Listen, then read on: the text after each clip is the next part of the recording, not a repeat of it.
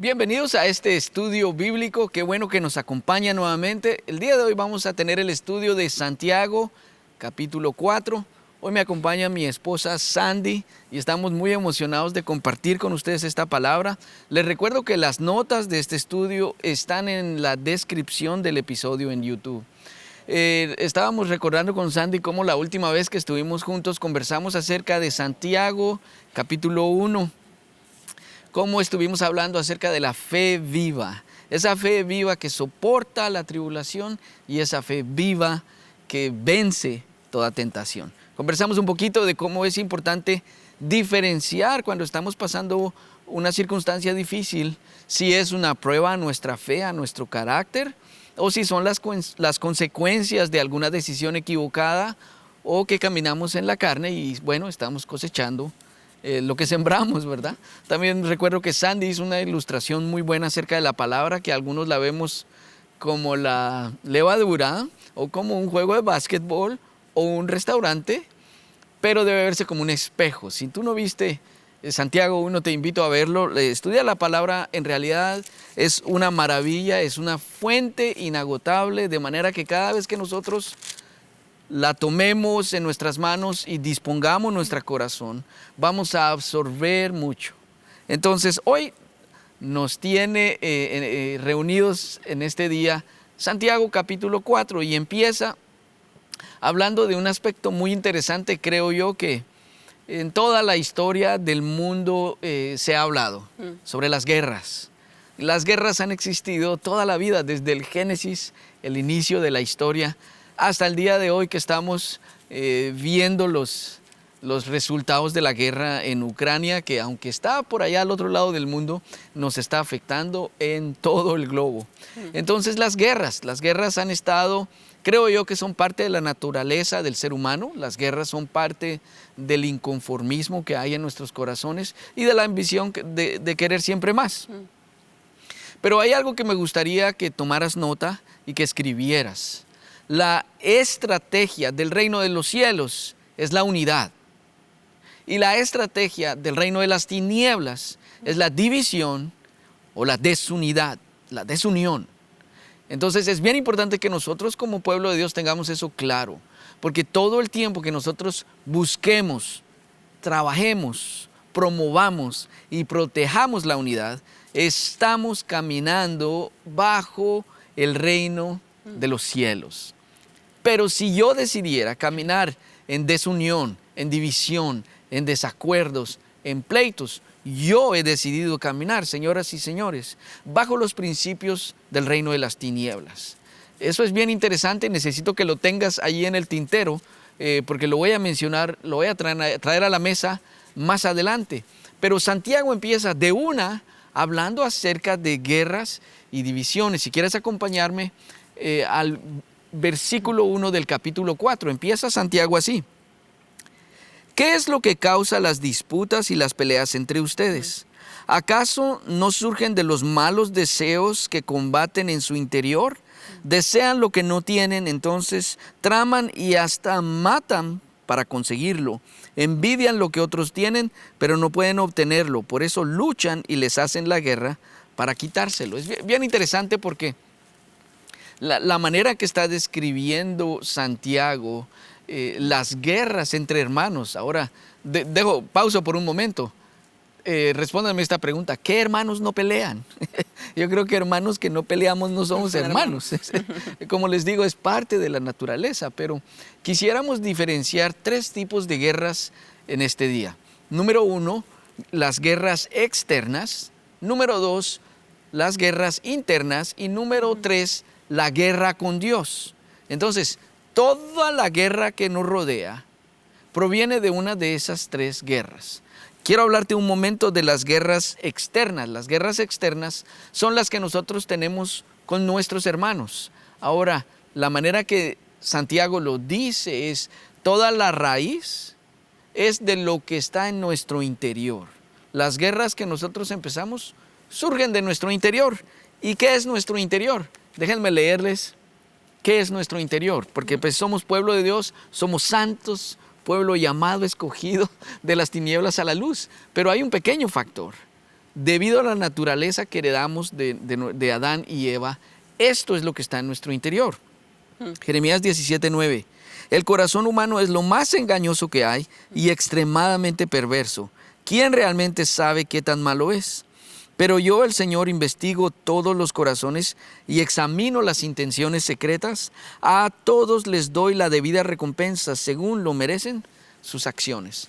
Entonces, si nos ponemos a pensar un momento, ¿qué es lo que a veces nos motiva a nosotros a no ver con ojos de agrado a nuestros hermanos? ¿O qué nos motiva a querer evitarlos?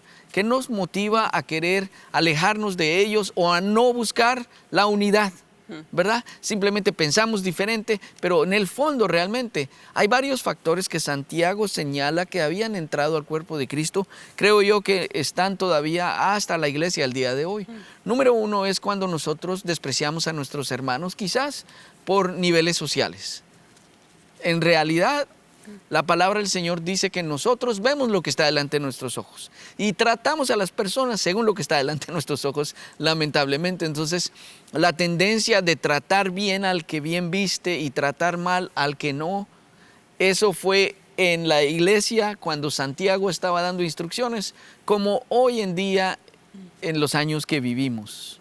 Quizás los niveles sociales, los ingresos, quizás yo me junto con gente que tiene tales ingresos, que tiene tales intereses, que frecuenta tales lugares y desprecio a la gente que tiene ciertas posiciones quizás inferiores a las mías. Aunque en las competencias, Andy, en las competencias siempre va a haber alguien que es mejor que nosotros, alguien que es igual que nosotros y alguien que es inferior a nosotros. Pero la comparación nunca es una actitud correcta, siempre va a destruir la unidad, por lo tanto no la queremos.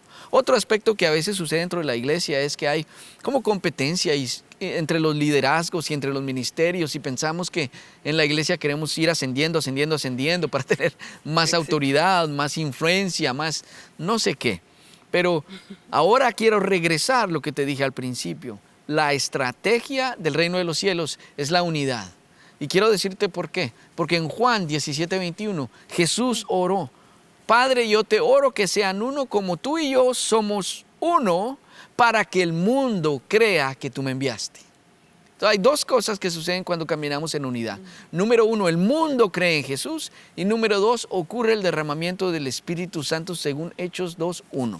Entonces, cuando tú fomentes la unidad, busques la unidad, mira, no importa. Tal vez se visten diferente, tal vez hablamos diferente, tal vez somos de nivel social diferente, tal vez servimos en ministerios diferentes. La unidad es imprescindible. La unidad la necesitamos pelearla, buscarla y defenderla a toda costa. Porque, por lo contrario, si nosotros fomentamos la división, entonces estamos dando lugar al reino de las tinieblas, el mundo no va a creer en Cristo y nos vamos a perder de la maravillosa llenura del Espíritu Santo, que es lo que necesitamos para vivir y para agradar a Dios y para cumplir la gran comisión. Pero entonces hablemos de las guerras internas, Andy. No, las guerras internas, creo que ahora que estabas hablando, las guerras externas, digamos que en cierta manera involucran a otros y podemos continuamente culpar a alguien más de lo que estamos sintiendo o viviendo. Pero las guerras internas son dentro de nosotros, o sea, es nuestro yo contra nuestro yo. O sea, es lo que está dentro de nuestro corazón. Y es interesante que el mundo tiene un dicho que es sigue tu corazón. Y eso es tan opuesto a la palabra porque realmente en nuestro corazón lo que dice la palabra es que combaten nuestros deseos egoístas. Eso es lo que está dentro de nosotros. La mayoría de las veces predomina nuestra naturaleza egocéntrica y egoísta.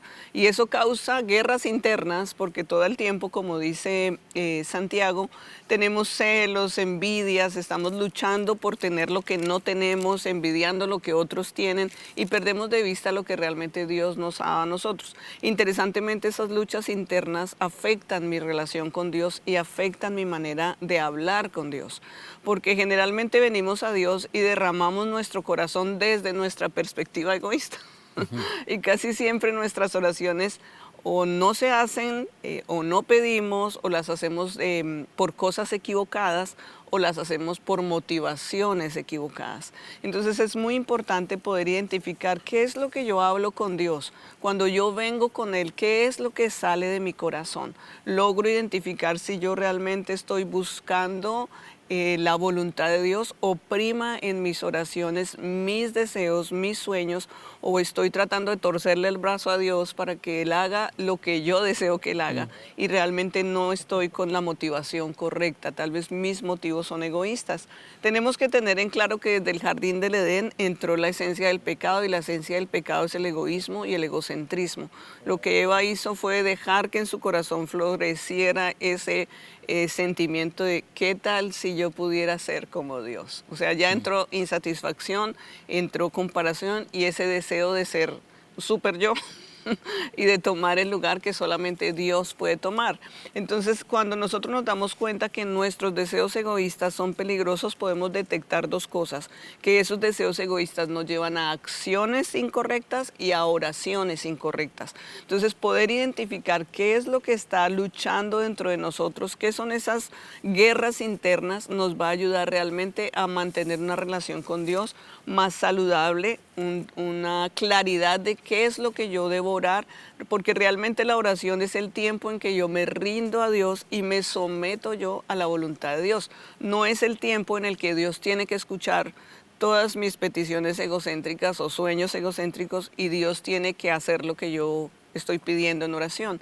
Entonces es tan importante podernos dar cuenta que algunas veces nosotros usamos la oración como pretextos incorrectos para llegar a una realización que está muy lejos de lo que realmente es el plan perfecto de Dios. Ahí se involucra la madurez espiritual y el carácter espiritual que hemos desarrollado, porque a medida que avanzamos en madurez en Cristo, nosotros nos vamos dando cuenta que la oración realmente es un tiempo de rendimiento, no un tiempo en donde yo hago una gran lista de todos mis deseos, peticiones y reclamaciones a Dios y que Dios tiene que cumplir, sino que es el tiempo en que yo muero a mí misma y trato de desarrollar un oído atento para la voluntad y deseos de Dios.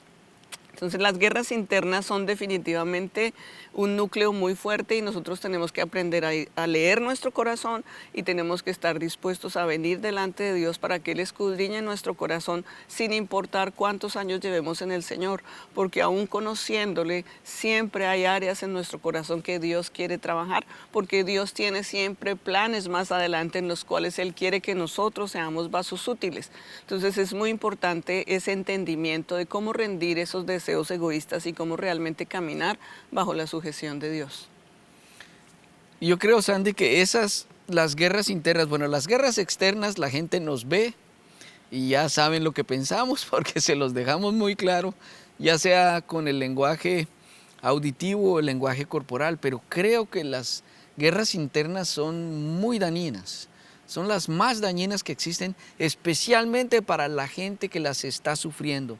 La gente que las está batallando adentro es la que más daño sufre. Entonces, si tú identificas que tienes batallas internas, tú tienes que buscar una solución.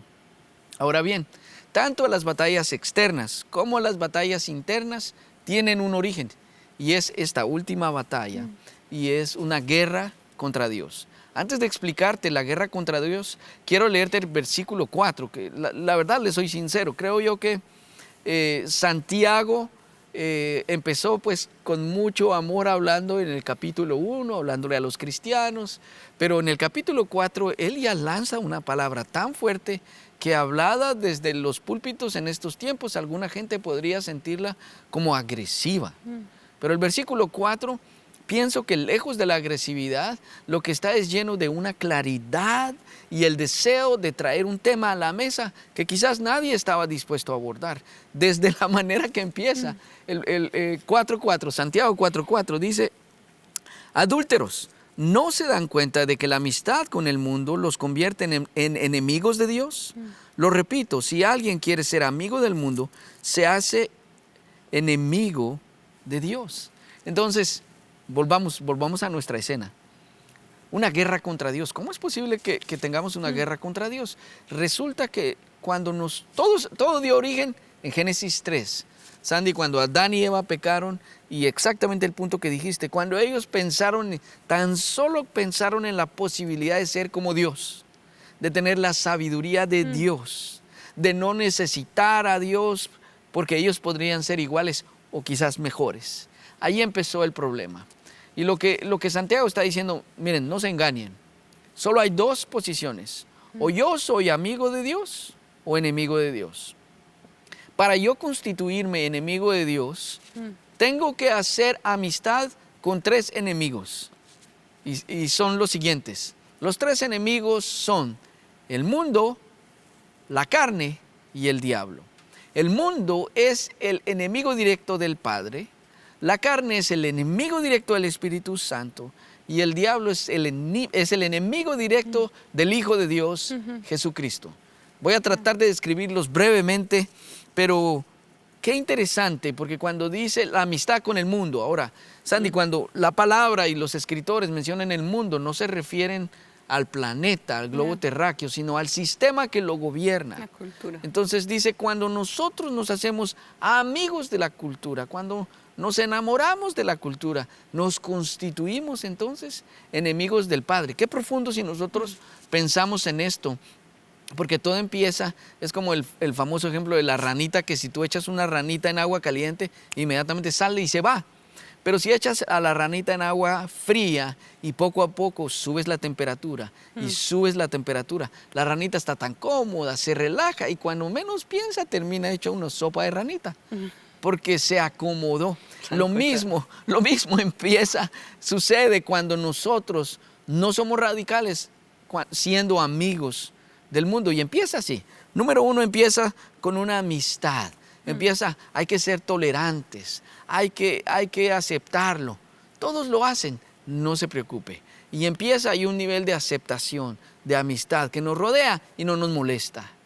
Y va a un segundo nivel que es el amor por el mundo, donde nosotros ya lo empezamos a defender, donde ya es importante para nosotros, ya no es solo para ellos, sino para mí. Y llega un tercer bloque que es la conformidad con el mundo, cuando ya ni siquiera nos molesta, ya ni nos llama la atención. Ah, sí, eso es así.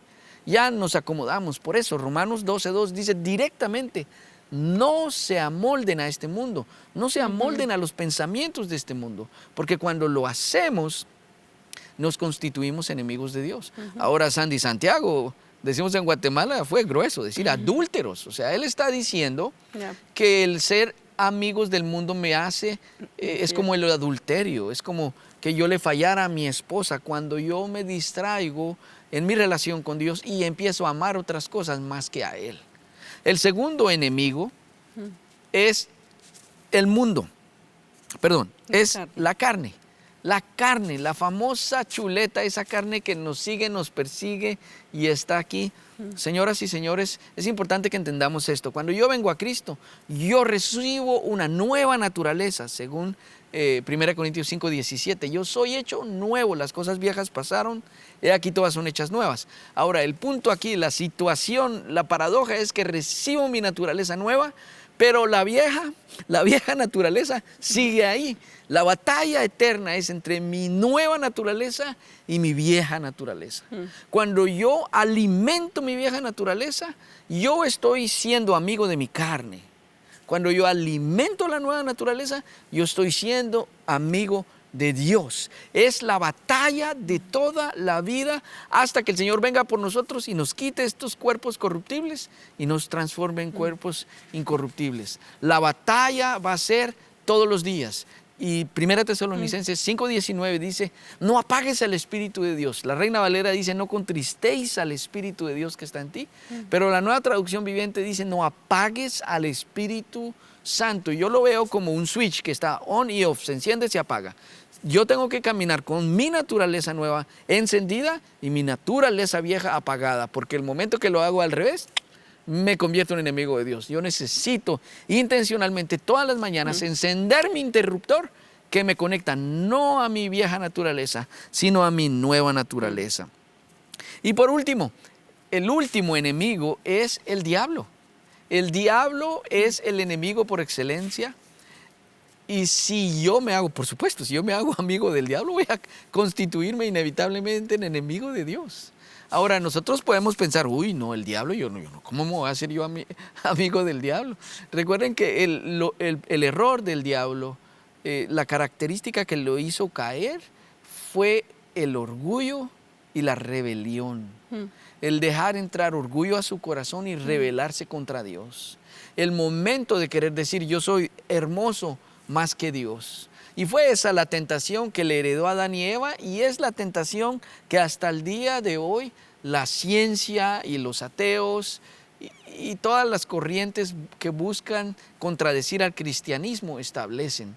Que nosotros podemos llegar a ser como Dios, podemos vivir independientes de Dios. Señoras y señores, esa es la mentira más grande del mundo.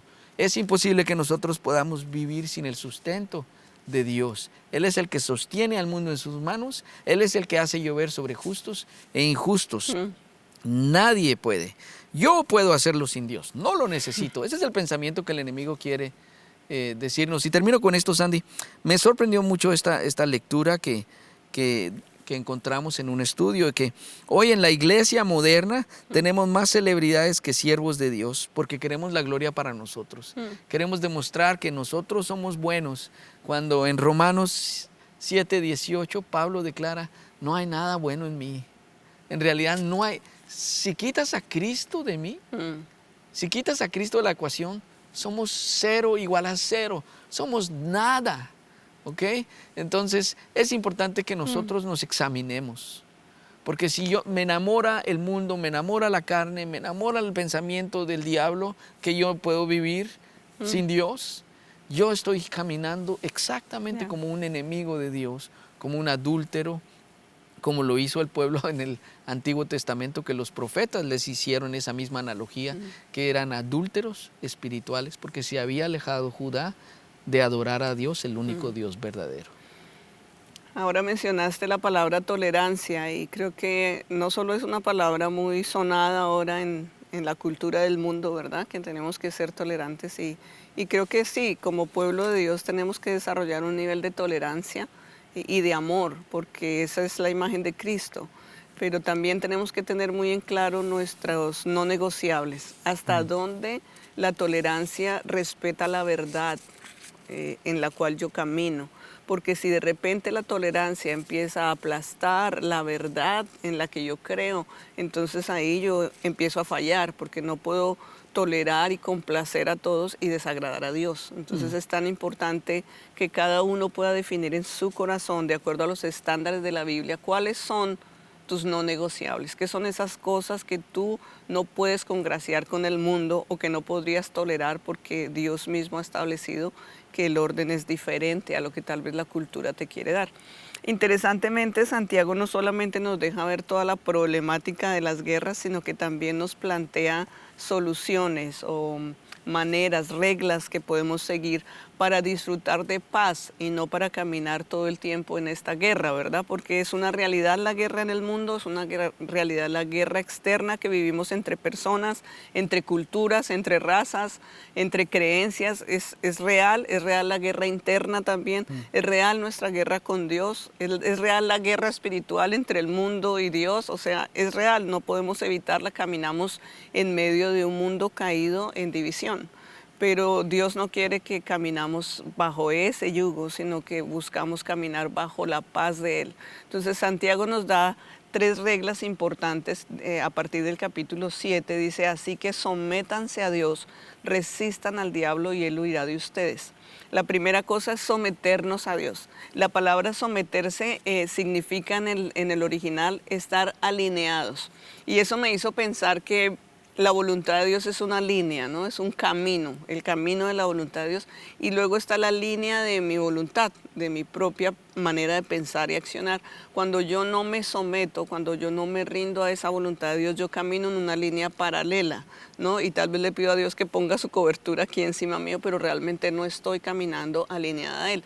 ¿Qué es lo que significa alinearme? Que yo vengo con mi línea de pensamiento y de manera de vida y la pongo sujeta a la línea que es la voluntad de Dios, y entonces ya no hay esa vida paralela, sino que todo, absolutamente todo, y en las áreas de mi vida voy a estar continuamente balanceándome si soy yo o si realmente esa es la voluntad de Dios, si esto que voy a hacer es solo un deseo egoísta mío o realmente está dentro del plan de Dios, si esto es algo que es mi deseo o realmente yo estoy luchando por los deseos de Dios. Entonces someternos, alinearnos a la voluntad de Él es una de las reglas claves para que nosotros podamos disfrutar de paz en medio de una guerra que está continuamente adentro y afuera. La segunda cosa es acercarnos a Dios. El verso 8 dice, acérquese a Dios y Él se acercará a usted. Limpien las manos. Entonces, continuamente lo que está diciendo aquí Santiago es que si yo quiero realmente disfrutar de paz, yo tengo que acercarme a la paz. Dios es la fuente de paz, de esa paz sobrenatural que va más allá de lo que pueda estar pasando en la cultura, que va más allá de lo que esté pasando internamente dentro de mí. Si yo me acerco a Dios, yo tengo que venir y rendirme delante de Él y permitir que lo que está mal en mí sea quitado y sea limpiado. O sea, no puedo solo acercarme y no tener la voluntad de decir, Señor, estos son mis errores, estas son mis fallas, estas son mis debilidades, estas son mis luchas, ayúdame. No a que tú hagas mi voluntad, sino ayúdame a mí a rendir estas cosas para poder caminar en tu voluntad, a saber cómo solucionarlo de acuerdo a ti. Y la tercera cosa que dice Santiago que debemos hacer es humillarnos ante Dios. Así que someternos a Dios, acercarnos a Él con el entendimiento de querer ser limpiados y cambiados, no solamente que Dios nos escuche y haga lo que queremos. Y lo último es humillarnos delante de Él. ¿Qué es humillarnos? Es morir a nosotros, es rendirnos totalmente, es venir delante de Él diciendo que ya no sea yo, sino que seas tú, o reconocer lo que mencionaste ahorita. Mi naturaleza humana no es hermosa, mi naturaleza humana es fea. Y si algo lindo ven en mí es porque estoy cerca a Dios. Y entre más me acerco a Dios, más lindo me puedo ver. Pero no es porque yo soy lindo, sino porque la belleza de Dios empieza a hacer reflejo en mi vida. Entonces tengo que continuamente, y eso es humildad, reconocer que me veo hermoso, no porque yo soy súper hombre o súper mujer, sino porque me he acercado al hermoso, al bello, al perfecto, al que hace que yo me mire bien. Pero si tan solo yo me alejo un poquito de Dios, todo lo feo que está en mí vuelve a estar, porque esa es mi naturaleza. Soy hermosa o puedo alcanzar cierta perfección o puedo llegar a cierto nivel de logros, no porque yo soy súper hombre o súper mujer, sino porque me he acercado a aquel que es reflejo sobre mi vida y me hace ver Él hace ver lo mejor de mí. Y sin importar cuántos años yo lleve en el Señor, sucede lo mismo. Si yo llevo 20 años en el Señor, pero decido ya no acercarme a Él, o vuelvo mi altar de oración solamente un lugar en donde espero que Dios cumpla todos mis deseos, o convierto a Dios en mi esclavo, Dios tiene que hacer lo que yo creo que Él debe hacer, en lugar de yo realmente rendirme, lo que va a suceder es que yo voy a empezar a querer esa falsa belleza que puede verse en mí, ¿no? A creer que soy yo y no Dios. Entonces, Santiago nos da ahí las tres claves: someternos a Dios, acercarnos a Él buscando ser cambiados, y la última, humillarnos continuamente delante de Dios, reconociendo la seriedad de nuestro pecado, la seriedad de nuestra debilidad y con el deseo profundo de obedecerle. Pero mira qué interesante, Sandy, porque tú acabas de describir un proceso, pero el resultado de ese proceso es que entonces vamos a poder resistir al diablo y él va a huir de nosotros. Creo que a veces lo queremos al revés, queremos resistirlo y que huya y después hacer todo ese proceso que acabas de mencionar, pero el orden de los factores sí altera el producto en el mundo espiritual. Sí hay que tener un proceso, sí hay que tener una dedicación, sí hay que entregarnos y ser persistentes, tener fe, caminar, ser consistentes, y entonces llegamos a tener la autoridad para poder pararnos y resistir al diablo y él huirá de nosotros.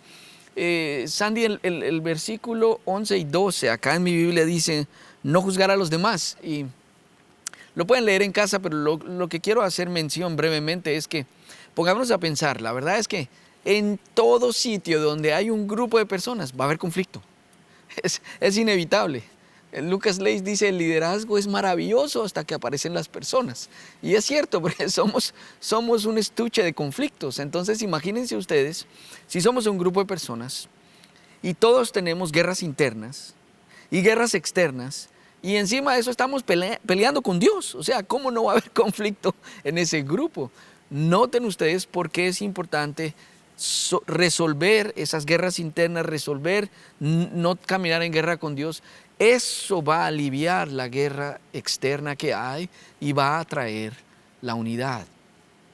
Ahora quiero llevarles a un punto en el versículo 13 donde Santiago escribe algo que me parece interesante, pero sigue la misma línea de pensamiento. Si me acompañas al versículo 13, dice así: presten atención ustedes que dicen, hoy o mañana iremos a tal o cual ciudad y nos quedaremos un año. Haremos negocios ahí y ganaremos dinero. ¿Cómo saben qué será de su vida el día de mañana? La vida de ustedes es como la neblina del amanecer. Aparece un rato y luego se esfuma. Lo que deberían decir es, si el Señor quiere, viviremos y haremos esto o aquello. Ahora, yo levanto la mano primero porque yo soy un planificador, soñador y pensador todo el tiempo. Yo todo el tiempo le ando diciendo, Sandy, deberíamos hacer esto, deberíamos visitar esto, hagamos esto cuando... Y la verdad es que ella siempre me aterriza al día de hoy y a la realidad. Ahora, si tú eres como yo, te gusta planificar, a mí me gusta pensar qué quiero dar de regalo el próximo cumpleaños, la próxima Navidad. Me gusta anticiparme para poder prepararme y ser más intencional. Ahora, ¿qué está diciendo este versículo? ¿Que es malo planificar? Claro que no. No es malo planificar. El problema es planificar sin tener en cuenta a Dios. Planificar, hacer todo en base a lo que yo puedo, a lo que tengo, y después, ay Señor, bendíceme. ¿En qué haces tus planes? ¿En qué basas tus planes, tus decisiones, tus inversiones? ¿En qué lo basas? ¿Lo baso en mi crédito? ¿Lo baso en mi ingreso? ¿Lo baso en mis conexiones? ¿En mi empresa, en mi negocio, en el cheque que recibo, en mi retiro? ¿En qué basas? ¿En qué basas tus planes? Porque es bien interesante. La verdad, Sandy, a mí me sorprende porque el sistema crediticio en el que vivimos, fácil te sueltan una tarjeta de crédito de $50,000. Así que las decisiones no son fáciles de tomar. Perdón, no son difíciles. ¿Qué necesito? Ahí está. Quiero viajar, ahí está. Y todo lo mando a la tarjeta. Pero, ¿qué es el punto importante para la toma de tus decisiones? ¿Es tu crédito? ¿Es tus ingresos? ¿Son tus ahorros? ¿Son tus habilidades? ¿Son tus dones? ¿O realmente te rindes a Dios y le preguntas a Él, lo tomas en cuenta? Y aquí es la clave. La clave, Proverbios 16:9 dice, el hombre planea, pero Dios ordena sus pasos. Yeah. Es tener en cuenta a Dios en todo lo que haces. Entonces, sí planifiquemos para el futuro, pero haz estas dos cosas. Número 1, planifica y sé flexible. Te lo repito, planifica pero sé flexible. Si has vivido por lo menos un año como cristiano, ya te has dado cuenta que Dios suele interrumpir nuestros planes y cambiarlos. Dios suele hacer las cosas de maneras diferentes a las que nosotros esperamos. Y si yo no soy flexible, me voy a perder de ver muchos milagros que Dios quiere hacer en mí y a través de mí. Y número 2, planifica, pero rinde tus planes a Dios. Planifica y depende solo de Él, no de tus habilidades, no de tus esfuerzos, no de tus recursos, depende solo de Él. Nos gusta decirle a nuestros maestros, un buen maestro planifica como si todo depende de Él, pero cuando está en la clase, Él enseña como si todo depende del Espíritu de Dios. Y así deben ser nuestros planes. Planeemos, oremos, escuchemos, seamos flexibles y ejecutemos el plan. Tomamos de la mano de Dios y las cosas van a ser muy diferentes. Santiago da tantos detalles tan valiosos e importantes que realmente sería un gran tesoro que tomes más tiempo aparte del que estás ahorita tomando para profundizar en el capítulo completo. Pero en la siguiente sección, desde el versículo 13 hasta el 15, 16, Santiago nos deja ver 3 actitudes que pueden salir de nuestro corazón frente a la voluntad de Dios. Obviamente solo una de esas 3 actitudes es la correcta. La primera es hacer caso omiso de la voluntad de Dios, es decir, me hago el loco. O sea, yo sé que está la voluntad de Dios, pero me hago el que no oye, no ve ni entiende, ¿no? O sea, me hago el loco, lo paso de largo. Y pues podemos decir que puedes vivir así, pero la verdad no sería muy sabio o muy inteligente hacerlo por 4 factores importantes. La complejidad de la vida. La vida es compleja y es difícil. Realmente es difícil caminar en un mundo tan cambiante, con tantos altibajos, con tantas luchas que tenemos que librar continuamente, que realmente si ya de por sí la vida es difícil, creo que cuando nos sometemos a la voluntad de Dios, no es que todo se haga fácil, pero empiezas a tener una perspectiva de todas esas dificultades tan distinta. Entonces, hacer caso omiso no te va a permitir realmente tener una vida más sencilla, a pesar de que tal vez Dios no va a quitar todos nuestros problemas, sí nos va a pintar panoramas mucho más fáciles de caminar y transitar. Lo segundo es que la vida es una incertidumbre total, no tenemos el control de todo. Podemos controlar algunas cosas por un corto tiempo, pero la verdad es que ya hemos sido testigos los últimos años de que el control no está en nuestras manos, y qué bueno que no está en nuestras manos. Poder venir y decir, es Dios quien tiene el control en las áreas de mi vida, en todas las áreas de mi vida, eso sería realmente muy bueno, y es una lucha continua en la cual yo tengo que venir a someter mi voluntad a la voluntad de Dios. La vida es muy corta, es otra cosa, es tan corta que mejor no te hagas el loco con la voluntad de Dios, porque no sabemos cuántos días vamos a estar en este planeta. Podemos pensar que lo podemos hacer a nuestra manera y que después vamos a darle cuentas a Dios, pero la verdad es que no sabemos si mañana vamos a estar aquí, por eso tenemos que aprovechar el tiempo. Y la Biblia dice que nosotros somos frágiles, que somos como neblina que desaparece en un instante, que somos como las flores que florecen y se marchitan al instante. Entonces nuestra vida es tan frágil que no vale la pena hacernos los locos con la voluntad de Dios. La segunda actitud que puede tomar nuestro corazón es de desobediencia total a la voluntad de Dios. Es conocer que esta es la voluntad de Dios, pero digo, no, no quiero eso, esto es lo que yo quiero. Y decidir realmente en necedad, porque eso no se llama sabiduría, se llama necedad, hacerlo a mi manera, a mi forma, en mi tiempo y con mis reglas. Entonces puede ser que nuestro corazón en algún momento decida que aún conociendo la voluntad de Dios, no queremos someternos a ella porque pensamos que el que está equivocado es Dios. Pero la palabra dice que la voluntad de Dios y sus planes son buenos, perfectos y agradables. Tú puedes tener un buen plan, pero el plan de Dios es perfecto. Tú puedes tener una buena idea, pero la idea de Dios es perfecta. Entonces, desobedecer realmente lo único que va a traer es que vas a cosechar consecuencias duras sobre tu vida, y que vas a recibir la disciplina que viene cuando somos desobedientes, porque Dios como Padre nos ama, pero también nos corrige. Entonces, desobediencia tampoco es la actitud correcta del corazón.